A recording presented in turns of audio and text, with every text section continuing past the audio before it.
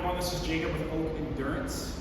So I have been in this industry now for 2.5 years, and I've been an avid runner specifically slash been into fitness for like 12 years now, and I have never, up until like 2 months ago, sprained my ankle to a point where it limited me to do something.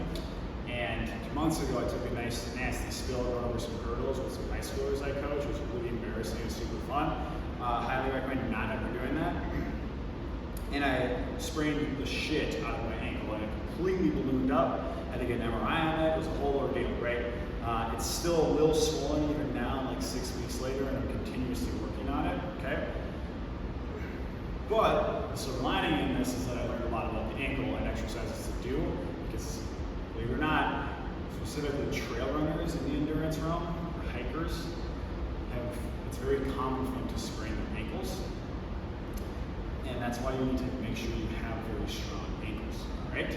So, some of my favorite exercises we're about to go through right now that I found to be very beneficial, not only for myself, but anyone I've been working with as well over the past couple of years, in terms to the ankle, all right? You can use a lot of these for activators, but I also have a warm-up ankle complex activator video you can do as well. This specifically is more on the strength side, so this routine is something I would do after I did my exercises for the day, after I ran or whatever, all right?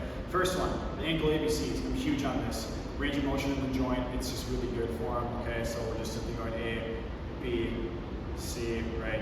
Go both sides, all right? You can feel the differences in the shins, what muscles are tight, which ones aren't, all right? Make sure to do that. It's very important. Next, the reason I was C-deal is because you want to make sure you're elevated for that exercise. Okay, next, there's a few options for this one. A good PT friend of mine actually showed me this.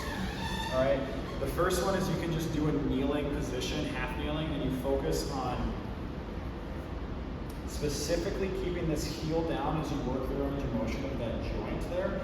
All right, and getting a nice stretch here in the soleus muscle, and then coming back. When you do this, I like to think about my hips staying square and straight and keep my glute engaged. All right, depending on your situation of the ankle and which direction it was sprained in, you might want to add a band in. And this is where the technicalities of this, you need to ask someone or work with someone that knows what they're doing. All right, but you can add a band in where you're putting it right underneath that ankle, and either holding it with your finger, that's a little hard to do, or wrapping it around something, okay, adding pressure to it, and working on, in this situation, we're trying to keep this arch pronating in as you're going forward, all right? Depends on the direction of the sprain, and or if you're someone that has a specific ankle that's locked up or chronically locked up, you might also do something like this, okay? But you can also go the other direction. You can even go diagonal, right? So it depends on the situation you're dealing with, all right?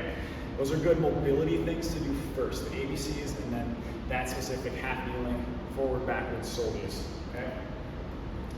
Then,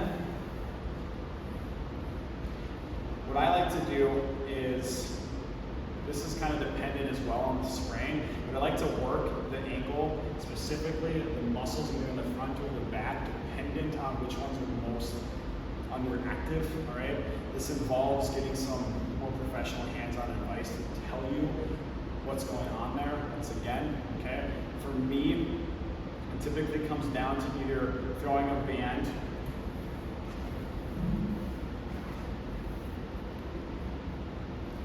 and holding it here, okay? And working on going either in, creating that inversion, okay? Or opposite direction and going out, all right? I don't typically go like diagonal, it's more like just in or out, almost like the windshield wipers I've done in a different video, working those shin muscles when I'm doing it with resistance, all right?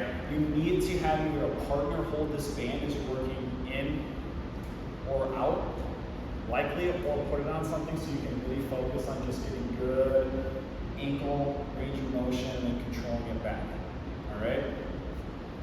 You can call that a lateral tibialis strengthening exercise. For the purposes of this video, it's not extremely important, all right? The last thing I like to do for the shin, all right?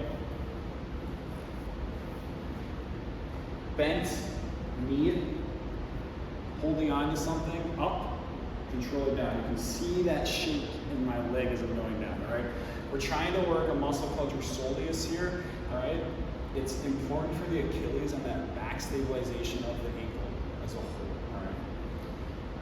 Some places will have a seated calf machine. If they have that and you can weight load your ankle, that's what I would recommend doing. But most places don't, and you'll have to do the bench leg up, control down.